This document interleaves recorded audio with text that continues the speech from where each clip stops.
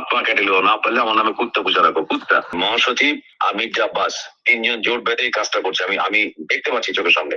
Something কোন একটা কিছু দলের মধ্যে ভাঙন বা গ্রুপিং কিছু একটা দেখা দিই। ব্যাখ্যা যদি কিছু দিতে হয় চেয়ারম্যান সাহেব দিই। আমি মনে করি যে এখান থেকে টিম পাঠাবো, ওখান থেকে শুট করে দিয়ে চলে আসবে, সেটাও পারি। আমার বিশাল বাহিনী নাই, তুমি অস্বীকার করছো ওখানে? হ্যাঁ আছে তো। মিঠু আল্লাহর পথে থাকবে দাও মিঠু ভাই। ভাই আমি পেয়ে তোমার সাথে কি প্রতারণা করছি মিঠু? না ভাই, না ভাই, না ভাই, না আমি আমি আমি এখানে প্রতারণার কথা না, কথা হচ্ছে যে আমার লোকগুলো কি হবে, আমি তো ওই টেনশন, আমি তো তুমি তোমার ওই পজিশনটার আগে আমি তোমাকে বুঝাই। আমি দুটো জিনিস পেতে পারি, এক হচ্ছে যে যা আলাপ আলোচনা, যা কিছু কথাবার্তা, যে নোট বিনিময় করার, তথ্য দেওয়ার সাথে লিঙ্কই না নাই, উনি একা করতে পারে। এক, দুই হচ্ছে উনি নিজে থেকে কিছু করেননি, নিজে থেকে আমার জন্য চেষ্টা করেছে, যে সিদ্ধান্ত যা কিছু সেটা চেয়ারম্যান সাহেব দিয়েছে। দুটোর মধ্যে একটা সত্য, রাইট? রাইট।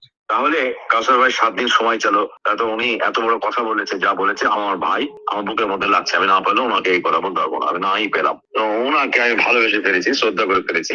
আমিও তো বিশ্বাস করেন, মানে শুনেন, তাহলে একটা কথা বলি কাছে পারতেন আদালত ভাষা, কোনো প্রবলেম হোক, যাক ভাই, যাক 7 দিন হয়েছে, আলহামদুলিল্লাহ। আমার লোকগুলা যদি মার না খায়, আমার লোকগুলা যে মার খাবে, এটাই তো সমস্যা। আমি চাই না আমার লোকগুলা আমার জন্য মার খাক। আমার লোকগুলা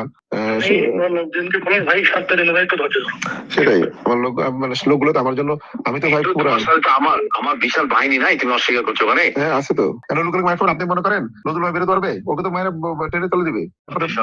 হ্যাঁ আপনি জানেন যে কি বলো মিঠু আন্দাজি। আমি রাজশাহী ছিলাম না, বিএনপি সভাপতি ছিলাম না, মরে গেছি নাকি এখন? আজকে যে 6.5 বছর হলো পদবি ছাড়া এখানে লড়ে যাচ্ছি, 100 লাখ ঘাত দেয় না। যাদের বাপের ক্ষমতা আছে তাকে, তার লোকজনকে, তার লোককে আমি এখানে একদম হাত পা কেটে নিল, না পারলে আমার নামে কুত্তা পুষে রাখো, কুত্তা।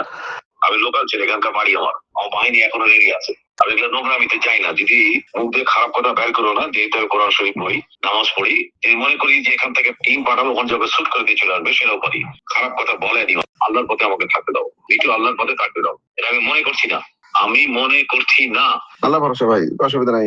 আপনারা দুইজন বড় বড় ভাই, আপনারা যা বলছেন আমি আপনাদের কথার বাইরে নাই। আমি আপনাদের রাজনীতি করি।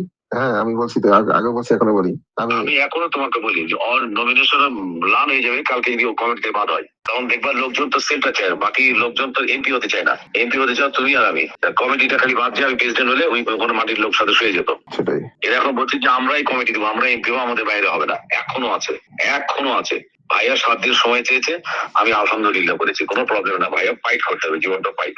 আমার কাছে এর মধ্যে মনে হচ্ছে যে ওই মোশাররফ সাহেব আর মহাসচিব আমির আব্বাস তিনজন জোট বেঁধে এই কাজটা করছে, আমি আমি দেখতে পাচ্ছি চোখের সামনে। মহাসচিবের বডি ল্যাঙ্গুয়েজ, কথাবার্তা, তার পাশের লোক, এগুলো তুমি বুঝবো না, কিন্তু আমি বুঝছি। আর এই যে হাফিজউদ্দিন, এই যে মেজর হাফিজ এই 2 দিন আগে ইলেকশনও সে টোটাল বিএনএ, ওই যে তৃণমূল বিএনপি টোটাল সে অর্গানাইজ করেছে, টোটাল। এরা সবই আমি করি, আমি দেখছি, আমি এদেরকে চিনি। আমার কাছে কিছু মনে হচ্ছে যে সামথিং রং, আমার কাছে মনে হচ্ছে। আব্বাস কখনো স্টেটমেন্ট দেয় না। আব্বাস হচ্ছে বাংলা বিশাল ডাকাত। আব্বাসের চেহারা আমি দেখতে পাচ্ছি এখানে খেলছে, বরং বাবু গয়েশ্বর পিছনে আছে, উনি নাই, উনি ফেস করছে না। মেজর হাফিজ স্টেটমেন্ট দিচ্ছে, আমার মন বলছে সামথিং রং। আমি এখন রাখছি, আমি তো দেখি বলার সময় চেষ্টা করতে, কথা বলতে পারলে পেরে আমি আপনার সঙ্গে আবার বসবো। আচ্ছা ঠিক আছে ভাই, সময় এলো করেন ভাইয়া। আপনি চেয়ারম্যানের আদেশে করেছেন, অতএব চেয়ারম্যান সাহেবের সাথে আপনার সামনাসামনি কথা হতে হবে, কোনো কথা নাই, আর কোনো কথা নাই।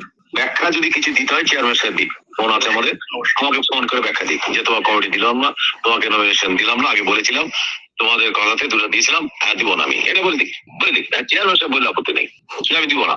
সেটাই। কিন্তু আমার মন বলছে যে সামথিং কোন একটা কিছু দলের মধ্যে ভাঙন বা গ্রুপিং কিছু একটা দেখা দিয়েছে, যার জন্য সাময়িকভাবে আমি আপনার থেকে একটু সময় চেয়ে নিচ্ছি। আমি রাখছি ভাই, আমার আচ্ছা ঠিক আছে, কষ্ট হয়ে আছে, আমি পরে আপনাদের সঙ্গে কথা বলবো।